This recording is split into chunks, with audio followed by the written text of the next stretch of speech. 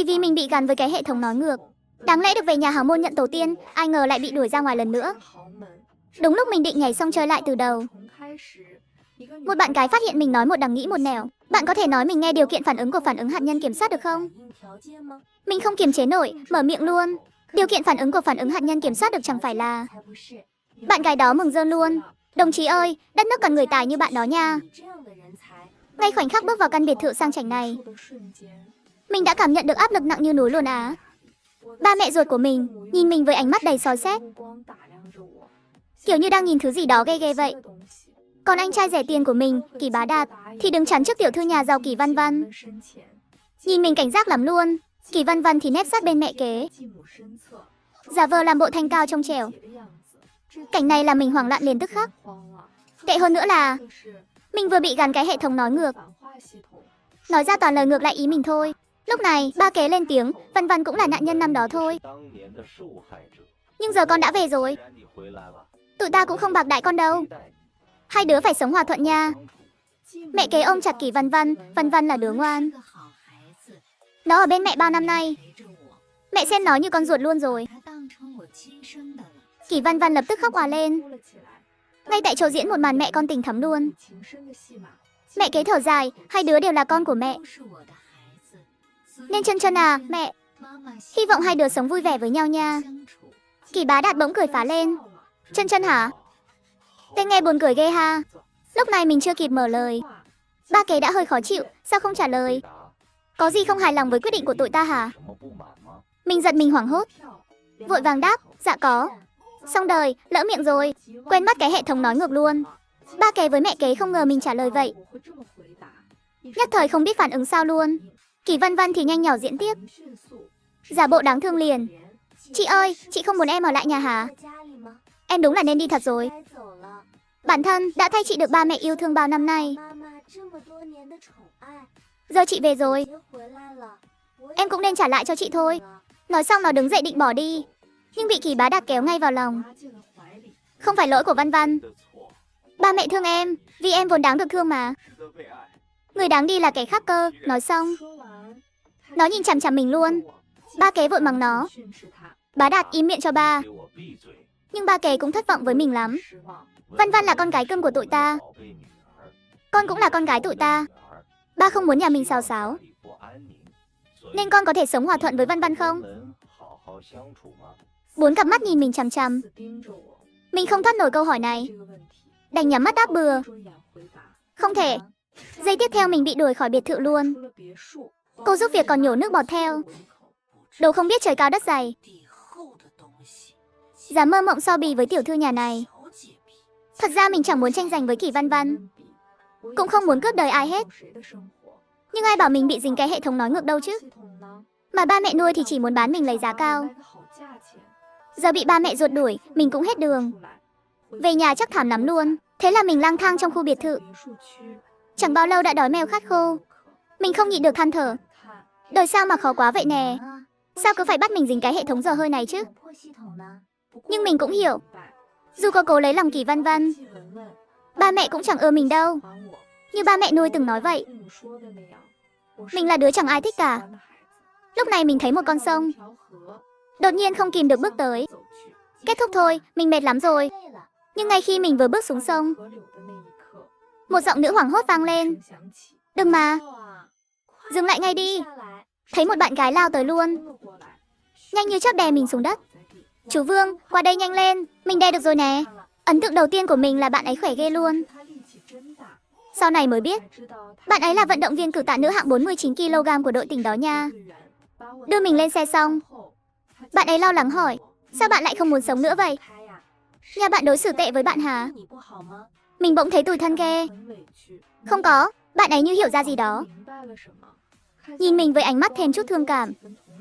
Thì ra là vậy, nhưng không sao đâu. Nhà bạn không tốt với bạn, sau này mình sẽ tốt với bạn nha.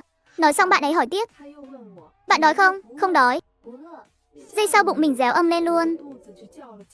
Bạn ấy hét to, chú Vương, chạy nhanh lên, bạn ấy đói sắp chết rồi. Nhà bạn ấy cũng trong khu biệt thự này, còn gần nhà ba mẹ ruột mình nữa chứ. Lúc này mình mới biết, bạn ấy tên là Lý Hạc Điền. Ở thoải mái nha, cứ xem như nhà mình vậy. Bạn ấy dẫn mình đi ăn bữa tối siêu ngon. Rồi sắn tay áo lên, hung hổ chạy vào thư phòng. Dù cách cánh cửa, mình vẫn nghe bạn ấy hét to. 10 phút nữa còn muốn biết ai trong nhà bắt nạt bạn ấy. Nửa tiếng sau, bạn ấy khóc lóc bước ra khỏi thư phòng. Chân chân, đám người đó đúng là quá quát. Không ngờ luôn, đời thật mà cũng có vụ tiểu thư thật giả thế này. Tưởng trong tiểu thuyết toàn bịa thôi chứ. Bạn ấy ôm chặt mình, khỏe đến mức mình suýt nghẹt thở luôn. Điền Điền, mình sắp bị siết sống lại rồi nè. Bạn ấy vừa khóc vừa cười. Bạn nói chuyện buồn cười ghê. Không sao đâu chân chân, chúng nó không cần bạn, mình cần bạn nha. Nói xong bạn ấy gọi điện liền. Trời lạnh rồi, đến lúc cho nhà họ Kỳ phá sản thôi. Đầu dây bên kia im lặng một lúc. Hơi bất đắc dĩ. Điền Điền, ba là công dân tuân thủ pháp luật, không thể tùy tiện làm công ty người ta phá sản được. Con bớt đọc tiểu thuyết đi nha. Đọc đến hỏng cả đầu rồi. Giờ ba còn bận làm việc đây. Ba chuyển 5 triệu cho con rồi. Đi mua gì con thích đi nha.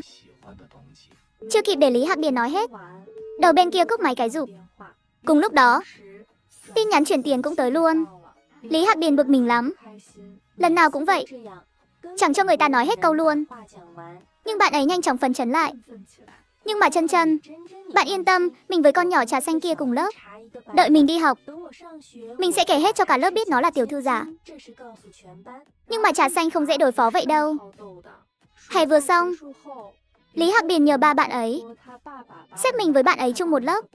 Trước sự xuất hiện đột ngột của mình, chú Lý chỉ bảo, biết rồi, đi chơi đi nha. Lý Hạc Điền cứ tưởng mọi chuyện êm du. Nhưng sau khi bóc phốt Kỳ Văn Văn là tiểu thư giả thì ngớ người luôn. Chỉ thấy Kỳ Văn Văn khóc lóc thảm thiết.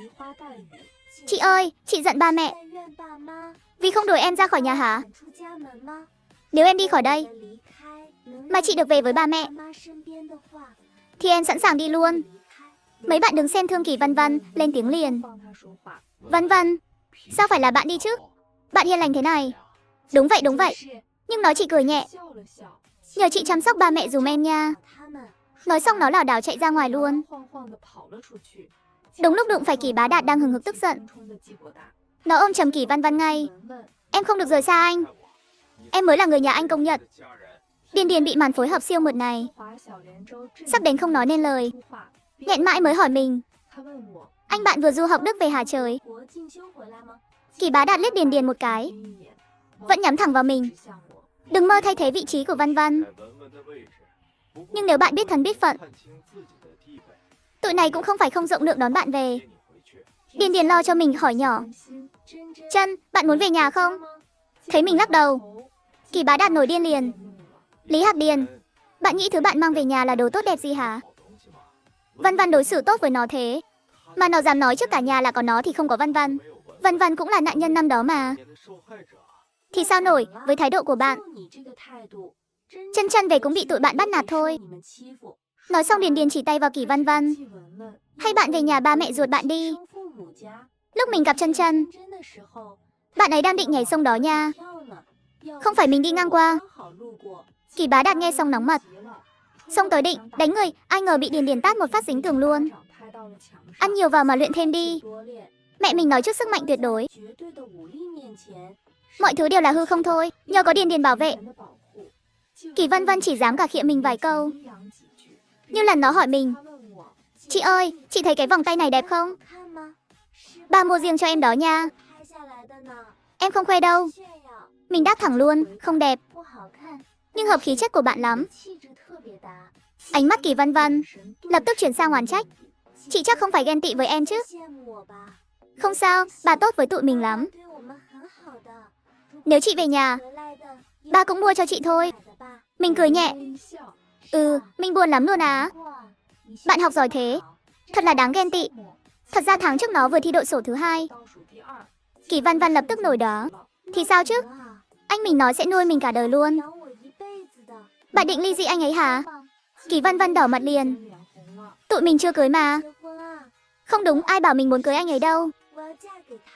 Lý Hạc Điền cũng nhịn không nổi cười. Xã hội thượng lưu đúng là hạ lưu ghê. Hôm đó Kỳ Văn Văn lại gây sự.